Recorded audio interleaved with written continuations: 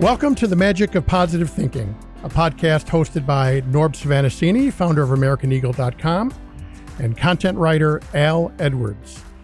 Norb, happy fall. How are you? Good. It's a beautiful day today. It's a little cloudy, but it's brisk, and tomorrow's supposed to be cooler, which is kind of a favorite time of the year for me. Is it? You kind of like when it cools down a little bit? Yeah. You know, I thank God every day for this gift he gives us.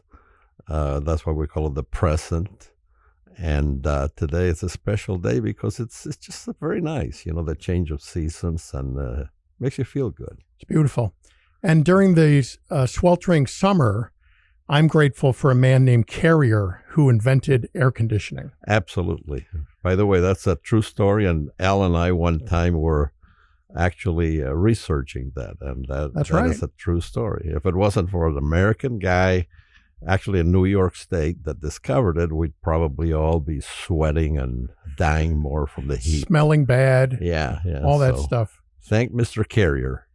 Another thing to be thankful for. Absolutely. And it's funny, you know, we hear these names and we forget sometimes that these names were actually men, like Henry Ford or Madame Curie, who's a woman, obviously. Westinghouse. Yeah. Svanascini. Yeah. You know, whatever exactly. it takes, right? Yeah, absolutely. All right. Very good. So, friends, today's show is very exciting. Norb came to me and said, let's do a show on this kind of a neat idea. And I said, man, this is fantastic. And today's topic, or the title of today's show, is the BCD Connection. And let me repeat that again, the BCD Connection. Now, before Norb, anyone gets too excited, this is not a new vitamin supplement or one of those wacky gummies that everyone seems to be eating today. Right. But if somebody would want one of those, the market's big, Exactly. We will start, and Norb and I will be on the label, yeah, exactly. Our faces. So here's what we mean by the BCD connection. The B, and all human beings, what I'm about to say, experience this. The B is for birth. We were all born because we're here. The D is death. Sadly, all of us one day will no longer be here. Guaranteed. But the C in the middle of birth and death are the choices that we have the privilege to make in life that will determine how our life is and turns out in the long run. How did you come up with that idea, Norb? Well, actually, you know, I'm a little ashamed about your memory because we ended the last show with that quote. So we did. Yeah, we did. So, but I really liked it because we ended with a show, and I thought, gosh, you know, this would make a nice show because, you know, whether you want to or not, we make choices every day. We even how you dress, the pair of socks you put on, and everything is a choice. You know, you have breakfast, and somebody, whether you made the choice or somebody in your home made the choice, your mother, your mate, or whoever, they chose the food you eat. And then if you go to lunch, you choose it. So you become actually about the choices you make. You know, we always quote Earl Nightingale. You know, you basically, what you put in your mind is what you get, whether it's good or not. If it's not, you get bad results, and if it's good, you get good results. Choices are the same way. Absolutely. And by the way, you are exactly right. We did end the last show with that, and I forgot about that. So shame on me. I accept that shame, but we thought it was such a good idea that we should have a show devoted to it. Exactly. That's great. No, but you're right. And I thought it would be fun to define choice because I think we all know what it means, but hearing a definition of it, excuse me, I think is a great way to start. It says a choice is an act of selecting or making a decision to follow a specific path when given two or more possibilities. And Norb, you hit it right on the head. We all spend a lot of time, although you would argue this about my clothes, I spend a lot of time picking out my clothes. I can tell. But we pick out our clothes, we pick out our cars, we pick out our houses, we pick out the lunch we're going to have, and we spend a lot of time doing all that. But how much time do we sit down and deeply think about the choices that we make that it's going to make up our lives? Yeah, and it's a very important point because I have a lot of quotes here on choice, and I love this one. It's an anonymous quote. Otherwise, I always give credit to the maker. But this one says, "You are free to make whatever choice you want, but you are not free from the consequences of that choice." Wow. So I think it's very important in life to, just think a little bit, In the 20th century, there were two really great men that won Nobel Prizes. One of them everybody knows about. His name was Einstein. And the other one is not as well known. And his name was Albert Schweitzer. And Albert Schweitzer devoted his whole life in Africa, curing people that were very, very poor, didn't have much. And when they gave him the Nobel Prize, somebody asked him, "What is the world's greatest problem?" And he said, "People don't think." And that's basically, it relates to choices. You have to think of what you're going to do. That is so true. And as a matter of fact, that very story you just told actually opens up the recording of The Strangest Secret. Yeah. Within the first 30 seconds, Earl Nightingale quoted Albert Schweitzer by saying that. Yeah, exactly. Yeah. There's no question. And, before we go on, I just want to bring up something which, again, something Norb said a few podcasts ago. He said that the main difference between humans and animals is that, we all have livers and kidneys and hearts and lungs and all that stuff. But the main difference is that we have choice, and animals are almost like robots. I was really struck by that when you said that the other day. They act on instinct. Animals don't really have choice where we do. Yeah, well, it's one of the interesting things. I have a very good friend that we discussed a lot of philosophical thoughts of different matters, and he actually thinks that the creator, or whatever you think it is, has actually programmed everything except humans to do what they're supposed to do. They have no choice in the matter. And that's what makes us unique. But that's also what makes us have the ability to make the right choices or the wrong choices. Absolutely. And I think Earl Nightingale or somebody said that you could dissect a human body and dissect a horse or a pig, and you're pretty much going to see the same things: liver, kidney, lungs, right? But the difference is our minds, the ability to choose how we're going to use our lives. Yeah, the horse is a lot bigger, though. That's true. Yeah. The lungs and the kidneys are much bigger for the horses. Big stomachs, too. The other thing is, I have these quotes, which I really like, and some of them are just common sense, Make good choices today so you don't have regrets tomorrow. Now, sometimes you're making the wrong choice. You just know it, and you have to have the inner power to say, no, I'm not going to make that choice. And sometimes a good choice is the more difficult one, but I think it's worth it to think about what you're going to do. And in the short and long term. Right. Right? Oh, yeah, absolutely. Absolutely. Well, talking about some of the deeper choices that we make in our lives and taking the time to think about those, I came up with a couple of thoughts that maybe we could go over a little bit. Choosing in life love and compassion for yourself and others versus choosing anger and resentment. I think that's a very powerful choice to make in life, that's the way you're going to approach your life, with love and compassion towards other people. Yeah, and it goes back to doing the the three things we talked about every day. First of all, you'll thank God every day for this gift He gives you, and people are probably who listen to this probably are sick of hearing about picking up that little piece of paper, but that's a choice. That yesterday I was in a car lot. I took my car in for servicing, and I saw a piece of paper on the floor, and I actually, went down and grabbed it, and I threw it in the trash basket, and I was thinking, God, that actually does feel good. It really does. It does. It's a little exercise, Right. And at the same time, you just threw a little piece of paper, and you don't have that, making the world ugly. It is so true. And we have talked about that several times, but myself and other people have started doing that. And this magic that we talk about that happens to not only you're doing a good thing for the world, but for yourself.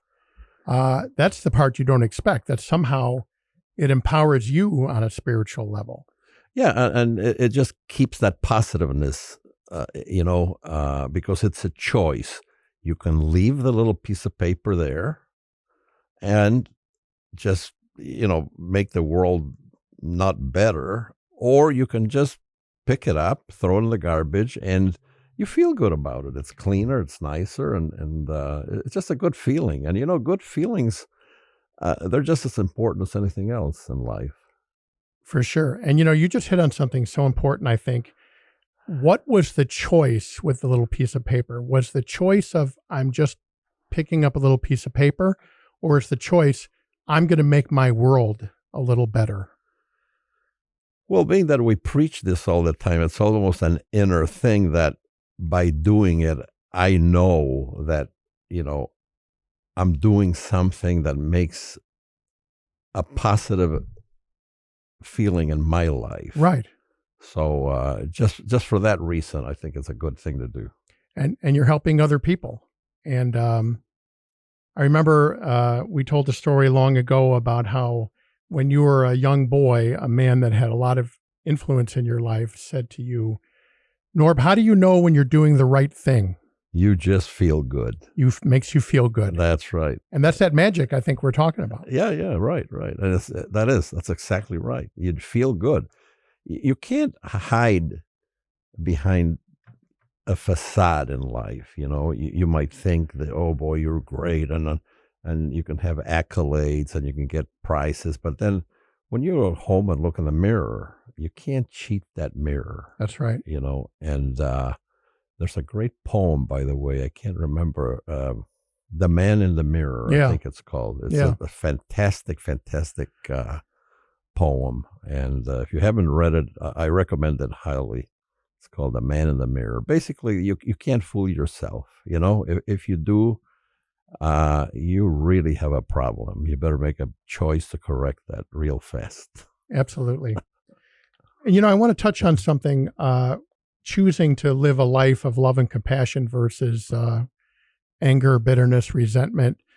In the show we did about the three things to be optimistic, one of them was, and we didn't invent this, folks, by the way, Dale Carnegie and How to Influence People talks about this. I'm sure it's in the Bible, and Marcus Aurelius going back thousands of years. The idea of saying something nice and kind to somebody sincerely. Norb, you gave an example one time. You came in our building here, and one of our receptionists had just a wonderful, like a very nice looking jacket on. And you said, boy, what a beautiful jacket. And her eyes just lit up.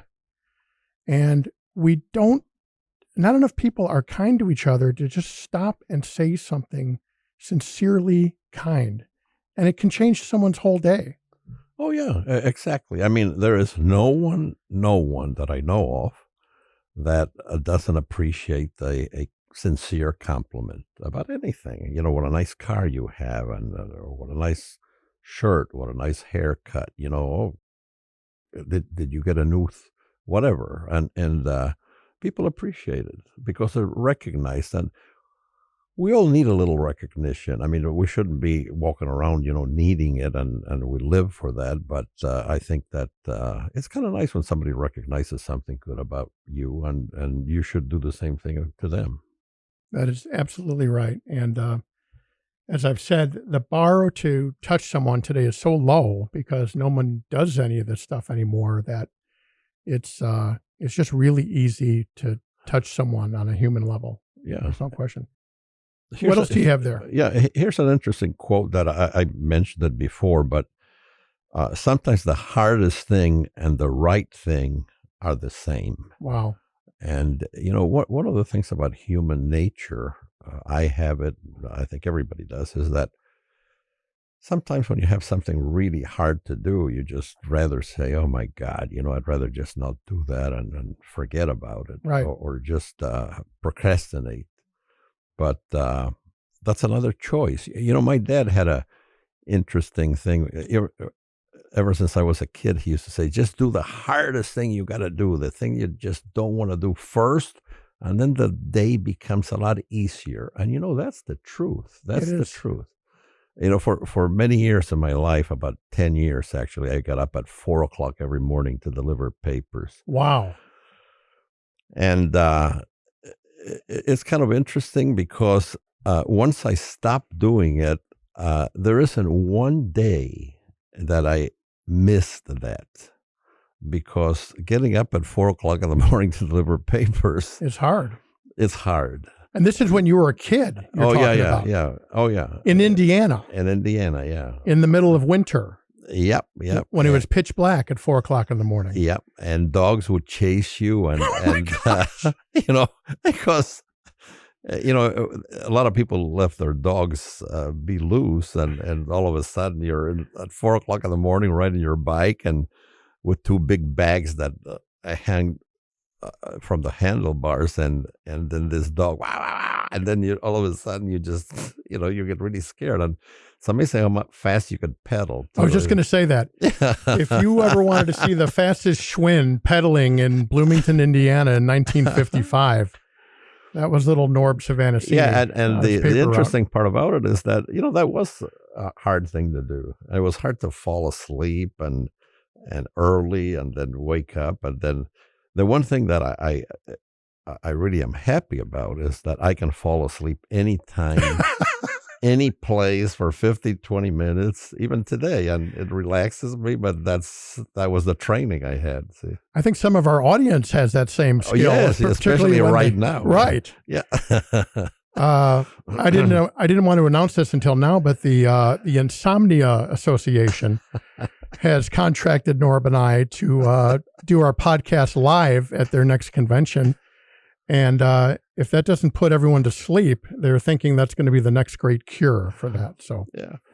Here's another quote I really like. We make our choices, and then our choices make us. My God, we are on fire today with these quotes. These are amazing. Isn't that a good one? Yeah, I really like this. And I Googled quotes on, and so anybody can do this. Which makes you feel good. What's interesting about this, and I think we mentioned this in one of our podcasts, you can actually, if you want to have positiveness and you're really feeling low, go to the internet and ask for inspirational quotes or positive quotes. It's full of them.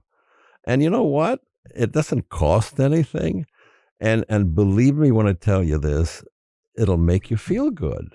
It'll make you feel good. All of a sudden, you begin to say, "Oh God, this is really good. This is inspiring." So that's a choice, to go to the computer when you feel bad and put down inspirational quotes. It's just that easy.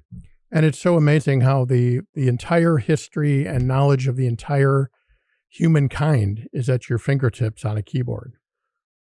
Well, that's one of the most wonderful things about right now, our era, is that it's a double-edged sword, actually, because the richest man in the world, the most powerful man in the world, did not have the knowledge at his or her fingertips that an 11-year-old kid with a phone has today. That's right. A digital phone.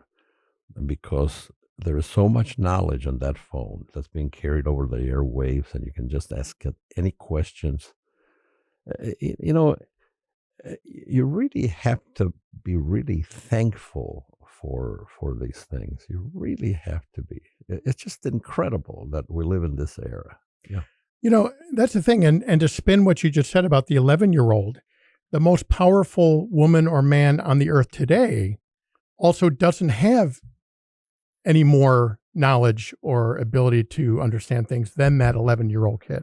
And that's one of the greatest things. And now I'm going to go back to the United States because I'm just a lover of this country. And one of the things I really dislike about this country right now is that the average American doesn't realize how incredible this country is. But going back to Thomas Edison that gave the light bulb to the world, and even in the poorest nation with low voltage, they have a little light bulb that is a lot better than the biggest candle you Right. can have.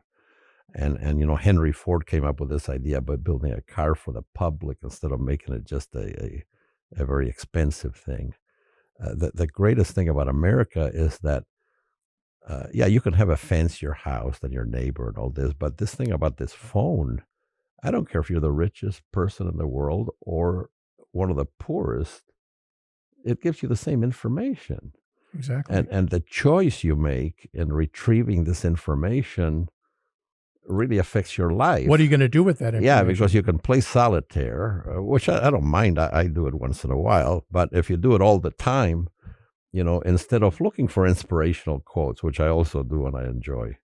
And I think that's really important. It's just to make those little choices that guide you through life and you feel better, And talking about the choice and standard of living and everything, I remember reading one time that, the richest person in the world's celery and milk is no cooler than the average person because the refrigerator is the same.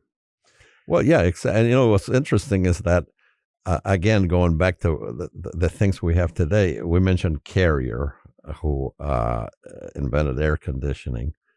Can you imagine that the kings and queens and all these incredible people that existed, Napoleon, and they didn't have air conditioning?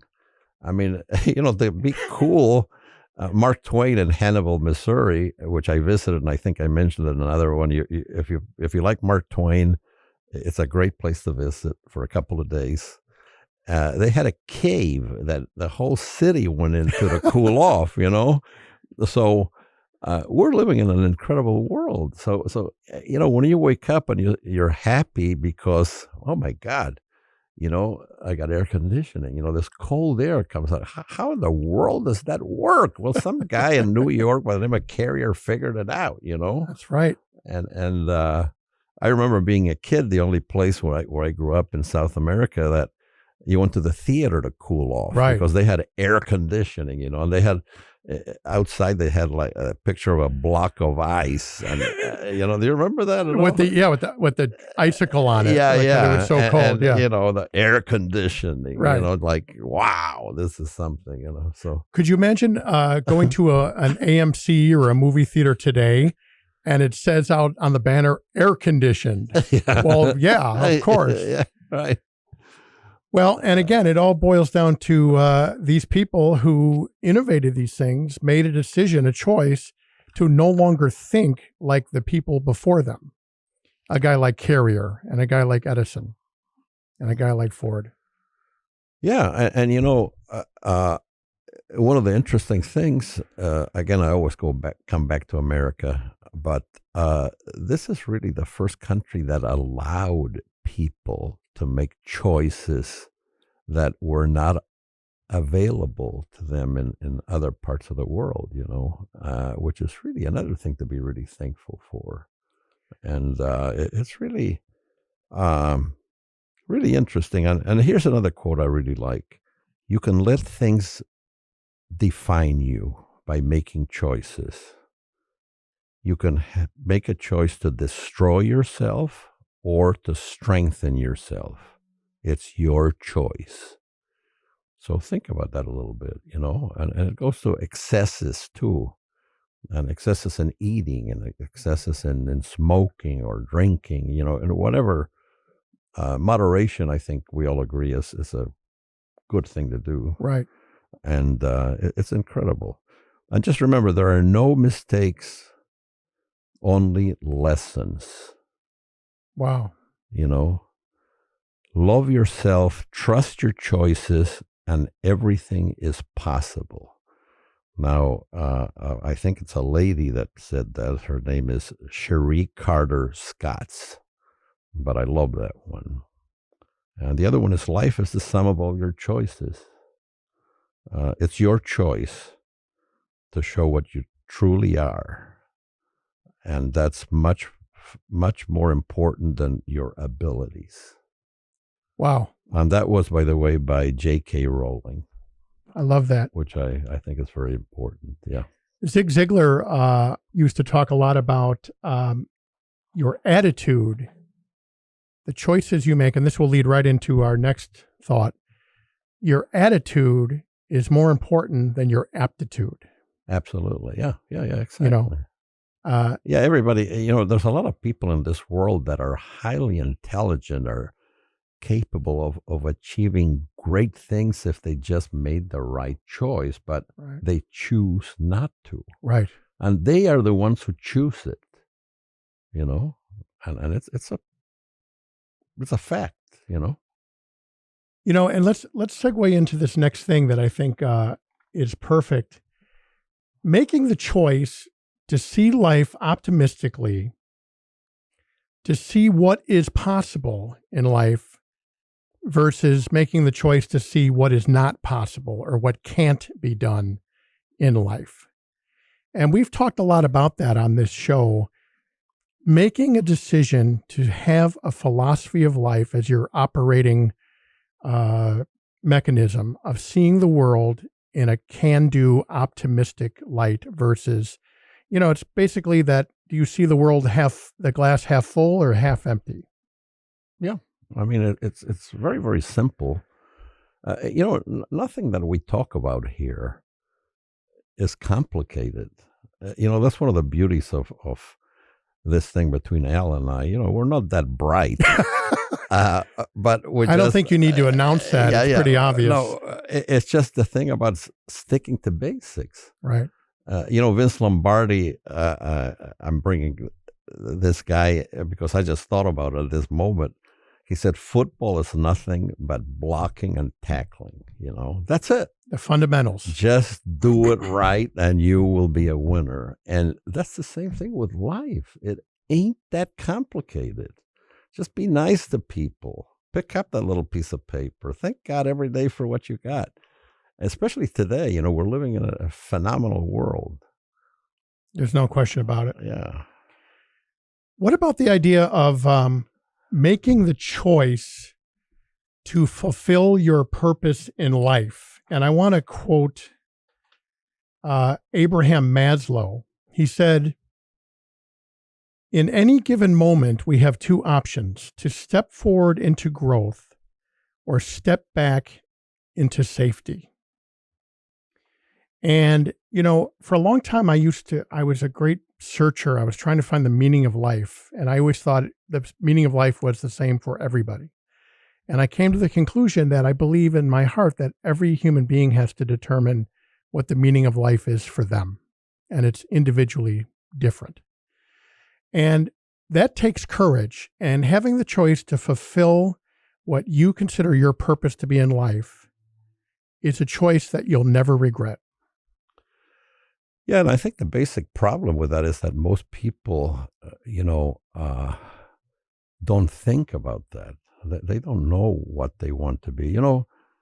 The purpose of somebody's life is at the end of life is what you've done with your life. I mean, you have this incredible period on Earth, and you actually have the ability to do the world, leave the world a little better than what you found it. And I think that used to be said a lot. The purpose in life is to leave the world a little better than how you found it. And I think that just makes a lot of sense. Right. Absolutely.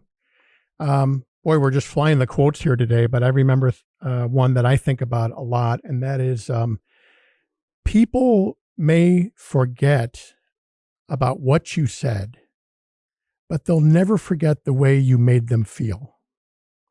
Beautiful. Yeah, that's true. Yeah. And then another Mark Twain quote, he said,